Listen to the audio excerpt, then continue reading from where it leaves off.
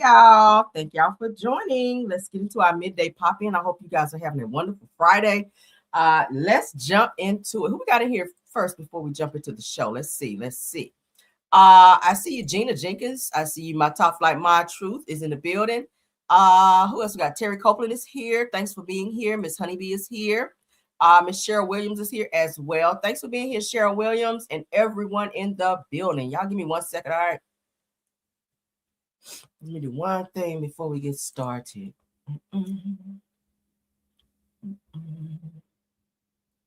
All right. Hope y'all having a good day. It's cold as hell outside here. I hope you guys are bundling up before y'all go outside, honey, so you don't catch that cold that I caught. Being outdoors. All right, let's get into the show. I see you guys all here. Southern Girl Lee, thanks for being here. Dolores Campbell. I'm sorry, I'm about to rename you, child. Hey, Mickey Finky. Hi, Trina Dean is here. Vera Dockery is here. I see you all coming in. Thanks for joining. Y'all, please don't forget to tap on that like for me if you can. Let's jump into the first topic. All right. Everyone knows who this person is. If you've seen the movie Home Alone, she has passed away today. I am so sad. I can't tell you how many times I've seen the movie Home Alone. All right. Miss Catherine O'Hara has passed away at 71 years old. All right. The Home Alone star. Y'all know, y'all remember her, Kevin, when she's hollering Kevin, child. Let's get into it. Kevin!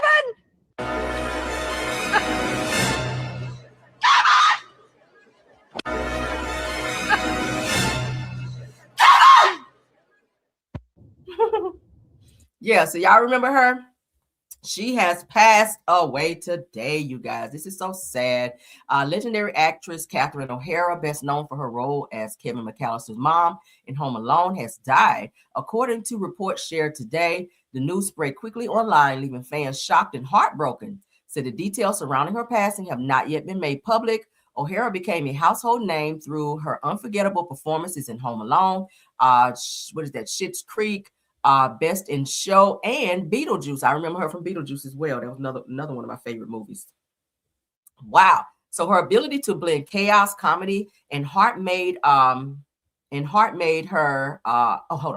her ability to blend chaos, comedy, and heart made her one of the most beloved actresses of her generation. As tributes continue to pour in, fans are remembering Catherine O'Hara for the laughter, iconic characters, and timeless moments that she gave the world. Shout out to her. She will be missed because she's made a lot of great movies, but she is most remembered by her role as Kevin McAllister's mom on Home Alone. All right. Wow. So rest in peace to Catherine O'Hara. She was 71 years old. All right. Let's move along. Now, I told you guys in Car Chronicles this morning that Don Lemon was arrested. Someone else was arrested in connection to Don Lemon being arrested as well. Let's get into it. Independent journalist Georgia Ford was also taken into custody by federal officers on Friday morning, which is today, along with Don Lemon. She posted a Facebook Live video detailing the arrest. She says actually the feds were at her door coming to arrest her. She spoke to her attorney, and they told her to go ahead and turn herself in with them, and they'll work it out on the back end. But let's get into it. Shout out to Black Millionaires. Let's go. Guys, I wanted to alert the public that agents are at my door right now. They're saying that they were able to go before a grand jury sometime, I guess, in the last 24 hours, and that they have a warrant for my arrest. I've talked to my attorney, and I'm being advised to go with them, I guess, down to Whipple. And my children are here. They're impacted by this. This is all stemming from the fact that I filmed a protest as a member of the media. We are supposed to have our constitutional right of the freedom to film, to be a member of the press. I don't feel like I have my First Amendment right as a member of the press. Because now federal agent, you guys, I wanted to. All right, so you guys can see here. I started reading you guys the statement from Don Lemon's attorney. I'll go ahead and read it again for you guys. Don Lemon was taken into custody by federal agents last night in Los Angeles, where he was covering the Grammy Awards. Said that Don has been a journalist for 30 years, and his his constitutionally protected work in Minneapolis, was no different than what he has also done or always done. The First Amendment exists to protect journalists whose role is to shine light on the truth and hold those in power accountable. Said that there is no more important time for people like Don to be doing this work. It says instead of investigating the federal agents who unalived 2 peaceful Minnesota protesters, the Trump Justice Department is devoting its time, attention, and resources to this arrest. And that is the real indictment of wrongdoing in this case. Now, this unprecedented attack on the First Amendment and transparent attempt to distract attention from the many crises facing this administration will not stand. Don will fight these charges vigorously and thoroughly in court. So they are not preparing to sit down on this. It sounds like a lawsuit will be filed against those who were involved in having him arrested for violating his constitutional rights. So we're going to see what happens with that. There's this young woman here who also was doing the good work with Don Lemon during the time of the protest. All right. So as we get more updates, I will update you guys as well. Let's get into this Sha'Carri Richardson news because we do have the police cam from her arrest. So let's go ahead and look at it. That was just dropped. That's just how on it I am. 1 hour ago it was dropped. Let's get into it. Shout out to Neighborhood Talk and let's go. It says the body cam shows Sha'Carri Richardson begging police officer not to arrest her after allegedly driving over 100 miles per hour. She says, I am a law-abiding citizen. Not out here driving 100 miles per hour, girl.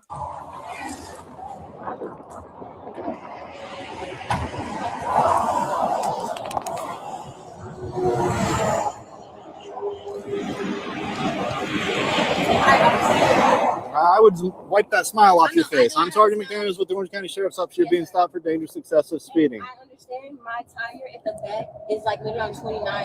So you're driving at 100. Hold on. You're driving at 104 miles an hour in a 65-mile-an-hour zone with subpar equipment, flashing people to get out of your lights, out of your lane, following too close, using every lane to pass everybody, cutting me off, passing a car on the inside shoulder with their hazard lights on.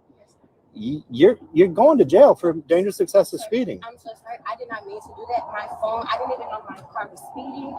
That's why they give you a speedometer. I totally understand. I communicate with you, sir. I really do not want to go to jail. No, most people don't, but you got to think about that before you do the speed. I need your license, your registration, and your insurance. You were speeding. Sir, wow. I totally didn't know. If you look at my phone, my buttons right here, they jump around. My phone is sitting here and it's sitting on here. I literally see it's not even in normal mode. And I see that. My apologies. Please, the mode has nothing to do with your gas pedal. No. I need your license, your registration, and your insurance. I really want to work for you, sir. I promise you, I am a law-abiding citizen. I have my ID, my insurance on my phone. There was no intention of speeding today. I promise you, sir. Is this a good address for you, Lake Valley Drive? Yes, sir. I'm here. I love this, sir. Please work with me. I promise you. I don't know what work with you means. Not work with me. I understand that. I will take the ticket. I will show you. No, like I told you, you're going to jail. Please don't allow me to go in. Please, sir. Please. Listen to me. Please, sir. I really. If nothing you say is going to change that. You are going to jail. Sir, am I going to jail? Yes. Sir, I really was not intentionally speeding. That's even more scary. That means that you're doing things unintentionally on a task that requires all your attention. Sir, please. Wow. Please, I'm begging you. You are going to have a little bit of time to make some phone calls. You are going to jail. I am towing your car. Please, sir, don't take me to jail. I will do everything. No. I will do everything. You have two options. Listen, sir, please. Listen, you have two options. Please, sir. The first option is you can either ride with me in my car. Damn, that's loud. The second option is you are going to go to jail in a cage car. Which do you prefer? I promise you, I don't want to go to jail. I'm right here. I have a team here. I have a coach, everything, sir. I was not intentionally doing anything. And I am. You're not listening. You're repeating yourself and not listening. Nothing you say is going to change. So I want to. All right, so make some phone calls, let people know that you're going to have a $500 bond. Wow, sorry. That's a nice car, girl. Sha'Carri. Do y'all see this? How you going 104 miles per hour? Now, from what the officer explained is that she was going from lane to lane, cutting people off, also cut the police officer off. I don't know what she was in a hurry for. I don't know if she was late going somewhere. I don't know what the hell, but 104 and a 65 is excessive speed. And they have the right to take your license on the spot and arrest you. So that's exactly what happened to her, because she was driving dangerously and reckless on the highway. So he definitely had to do his job. He was very respectful towards her, and he did let her know, no matter what you say in this moment, we have to take you in, because that's crazy. Suppose you would have clipped somebody's car, changing lanes so close. He said she was changing lanes so close. You could have clipped somebody's car and caused a reaction on the highway where it could have been a pileup, and a lot of people could have been killed. Like, girl, does she not understand that? But don't feel like because you're Sha'Carri Richardson, honey, that you get special privileges. No, ma'am, you could have unalived yourself and someone else driving crazy like that. Didn't it say you didn't realize you were going that fast? What the hell were you doing? Were you high? Oh my God, right? That was very reckless. So let's continue, because she wasn't the only one that got arrested, y'all. Because y'all know Caramel Rail Child, Inspector Gadget over here is on the damn scene, right? Y'all ready for this? OMG. Now, not only was Sha'Carri arrested, her boyfriend was arrested as well. Let's get into that. Child, what are they doing? I feel like she is bringing him down. Okay. Now, exclusive news. Shout out to TMZ. This was as of 2 hours ago. Sha'Carri Richardson wasn't the only track star arrested on Thursday. Her boyfriend, sprinter Christian Coleman, was arrested for drug paraphernalia and resisting during Richardson's stop. Did y'all see that? So he was also arrested. Now, I told you guys this morning, the last time we heard about the two of them in trouble was, of course, Sha'Carri being in a domestic dispute with her boyfriend here in the airport. This is the same guy where she was arrested for that. And then prior to, she was arrested for having drug paraphernalia on her person, on herself. So now he came there trying to buck up on the damn police, and didn't even realize he had drug paraphernalia on him. So, and then you got an arrest, you got a resisting arrest charge as well as the paraphernalia. So both of these track stars are in jail. Of course, her bond was $500. Like I said, she's probably already out by now. But this is insane. So she's going to have to go back to court. I'm pretty sure they're going to suspend her license for some time. Because, yeah, right? A lot. They're doing the most. They're doing the most. The most. Y'all are track stars. Y'all are, what you're acting out here acting like ghetto niggas from the hood. Like, my God. And Sha'Carri, you in there begging like Keith Sweat that they don't take you to jail. What you thought was going to happen when he pulled you over? As soon as you saw the blue light behind you, you already knew what it was. So trying to explain your way out, baby, no ma'am. What do y'all think about that? Sound off, child. Sound off, honey. All right, let's move along. Let's get into this Real Housewives of Potomac reunion trailer, because they just dropped that 1 hour ago. So let's get on that, so we can see what they're doing, because y'all know they've been acting up against the Grand Dame, and I don't like that, because y'all know I love me some Karen, honey. I love me some Karen. All right, let's get into this trailer. Shout out to Bravo Shade Room. For the last 5 years, Dr. Wendy and Eddie Osefo have lived an aspirational life. Wendy, you and your husband, Eddie, were arrested. You're facing 16 counts of alleged fraud. I feel like I'm in a constant nightmare. I'm trying so hard. I was so scared. Are you okay? No, I'm not okay. But when you're in that valley, you see a side of yourself that you've never seen before. Next week, a jam-packed Real Housewives of Potomac reunion begins. I love this dress, Stacey. Thank you so much. It's a Nigerian designer. The Nigerians want the name back. Let my people go. There was more dip on my chip. Learn to laugh. Ding, ding, ding, ding, ding, ding, ding, ding. We've never ended a season in a gas station. Long story short. For the last Ooh, tomato, tomato. it was only a kiss with Sharice's son. Was there more? Tia, we never see your husband. I can't talk about this thing without crying. I'm sorry. It's so great from his wife. Oh my goodness. You're clutching your brain. I want to show this to you. Wow. Wendy, I feel like you are looking at Stacey for her to confess. Hi, Karen. Hi, Andy. You ladies been behaving? Did you lie again this season? Lie again. The way Wendy's acting now, like, it's like nothing. Totally. I would be here as a nun. You're talking too much, Wendy. I went through. I know. Follow me here, Professor. Shut the up. The Potomac Reunion starts February 15th. You better let the girls know. Karen said, listen, girl, follow me and shut the fuck up. I mean, you talking too much. You have an open case. I wouldn't do another damn interview. I wouldn't even talk about the shit on the show. I would tell them this is an open case, so I'm going to need to talk about something else. I am not talking about anything related to this case. So Karen is telling her right. Because, baby, you can slip up and say the wrong thing and get your ass in court and say something else, and you'll be looking dumb. So shout out to the Grand Dame for coming back and setting it straight. Karen looked good, too, with the little curls coming down the front. Got her out here looking young and whatnot. So what y'all think about that? That's going to be the upcoming reunion this weekend coming up. I'll be checking it out. I ain't really much watched the show this season because it was boring as hell. But y'all always know the reunion is going to always give you more than the actual season anyway, right? So I will be watching, but the girls were girling up here on stage. So let's continue. All right, let's get into this topic here. Shout out to No Chaser TV on this one. Y'all know this is a pop-in, so we're about done, okay? We're about done. I'm trying to keep up with these damn videos, child. So they're saying, do you think Kenya Moore should have been included in Ultimate Girls Trip despite the ongoing lawsuit with Bravo and Britt Eady?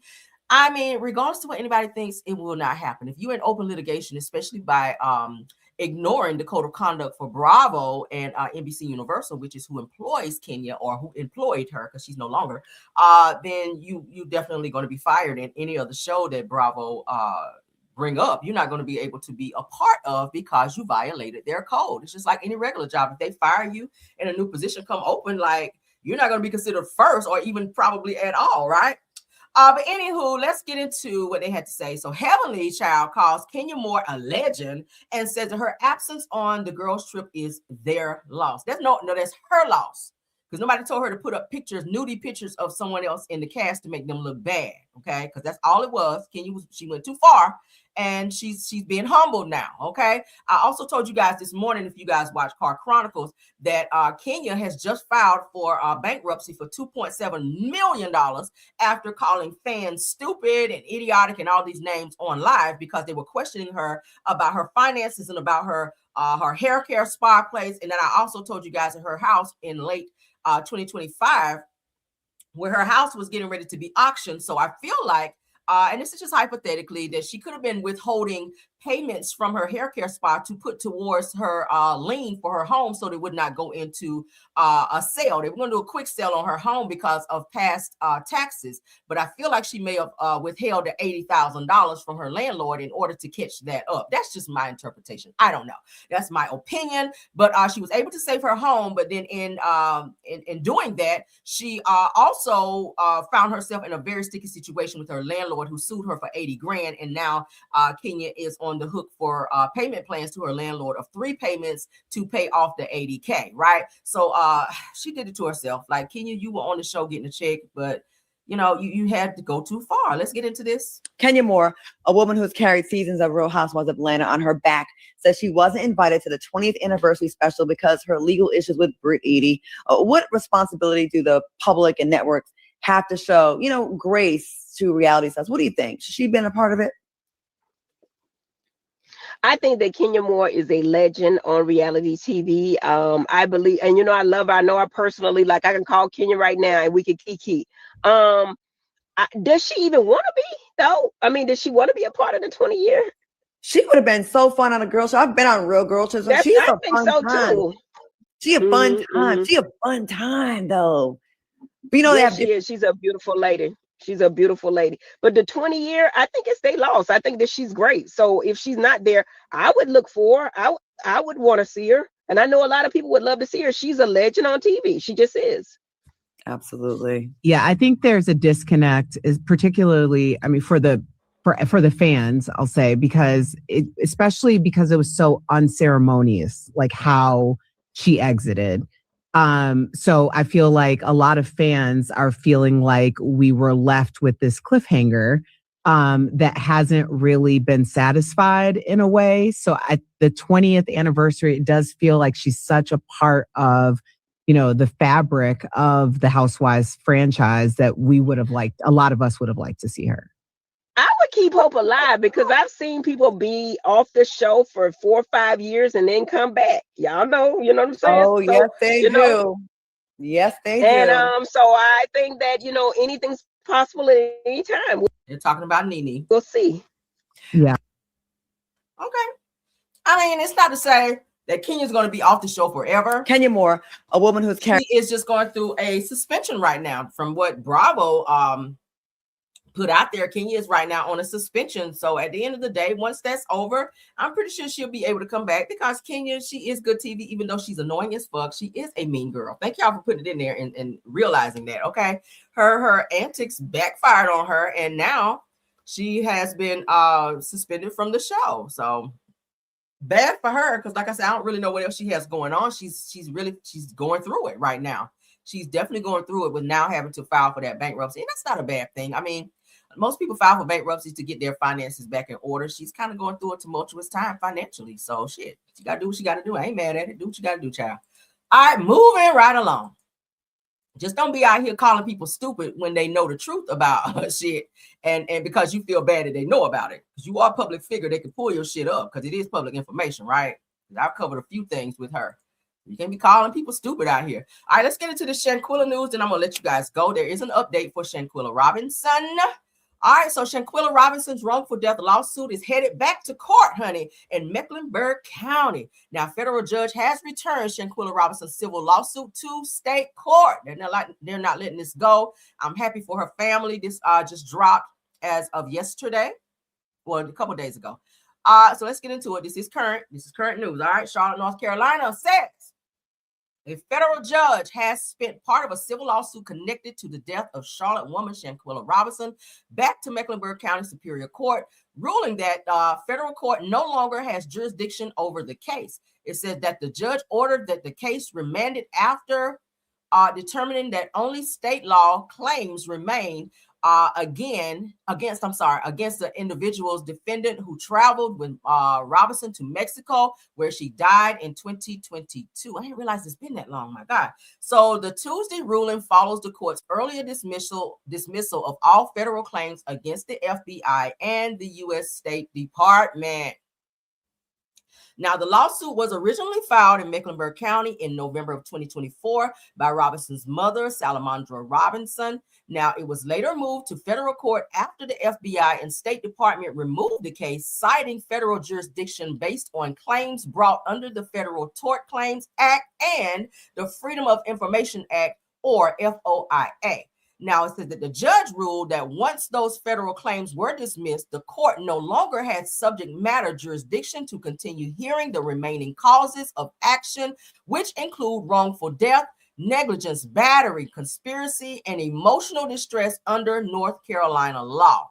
Now, the decision means that the civil lawsuit against the 6 people Robinson traveled with to Cabo San Lucas, often referred to as the Cabo Six, will proceed back in state court.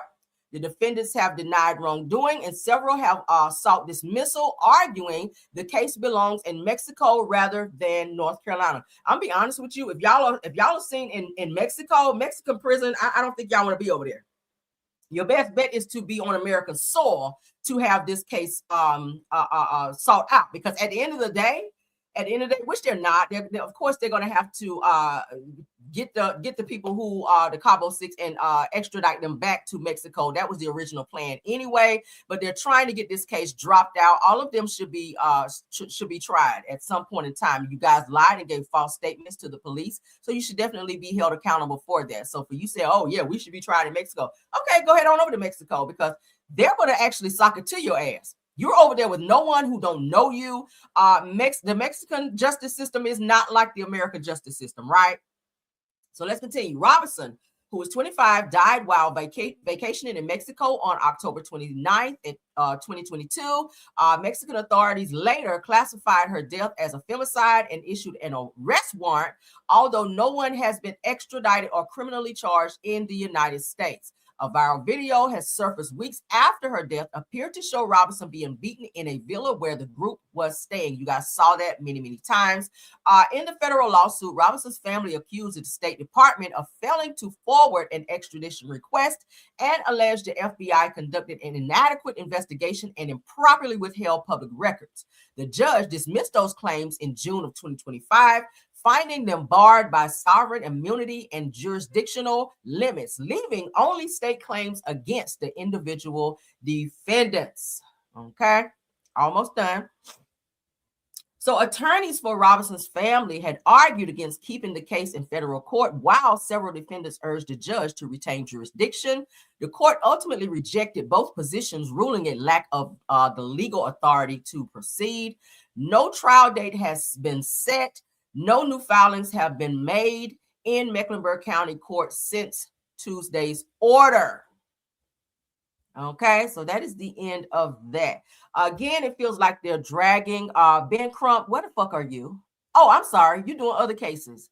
Because you can get everybody else an update on their case or get their case resolved, especially when it comes to, he's representing the young man who was where the police officers punched through the glass and punched the young man in the face.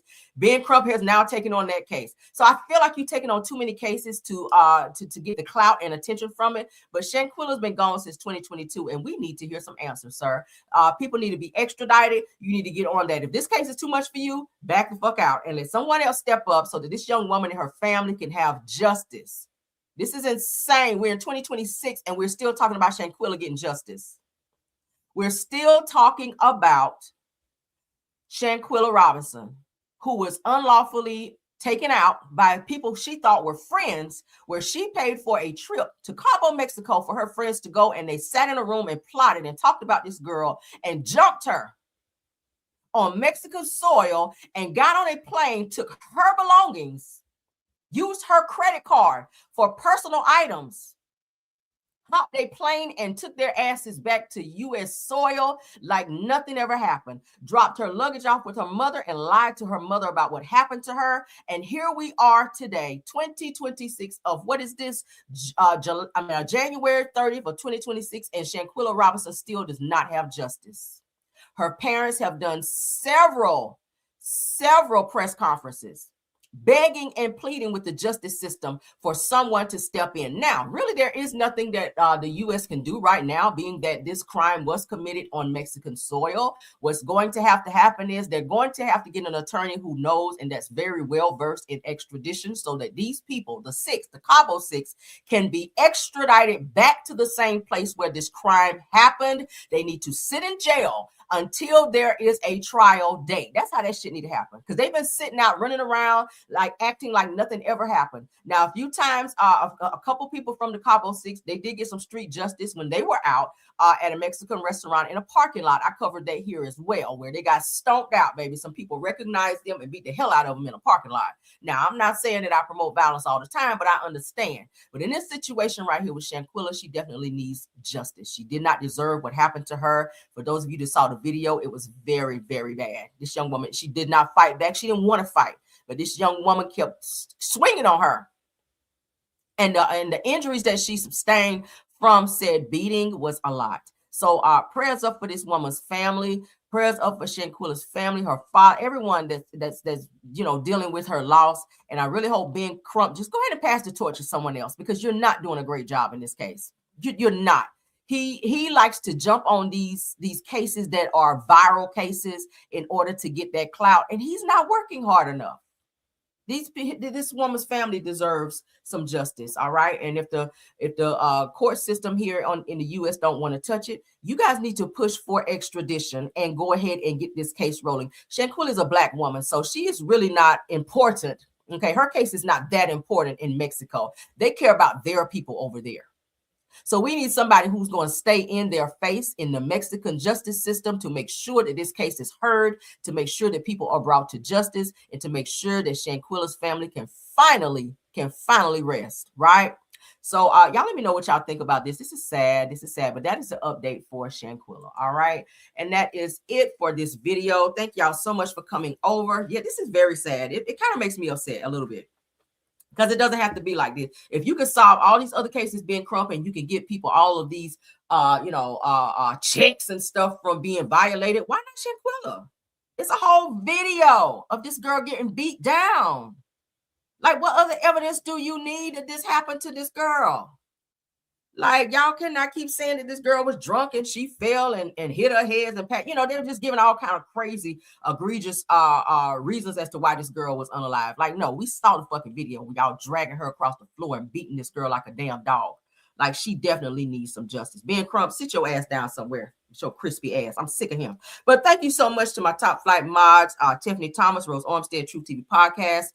Thank y'all so much. Thank you to all the content creators that joined this live as well. You guys definitely come back. I'm gonna try to come back one more time. All right. But thank y'all. Please like the video, hype up this video, sign up on all the topics that we discussed as well. Okay. And let me know how you guys feel, especially about the Shanquilla thing. I know y'all gonna sound off on that. But okay, thank y'all so much. Also go over and check out our Rails World channel as well. Mods, can y'all please drop that in the chat so that they can see that as well. That's it for you guys. Let's get out of here. Bye. Bye.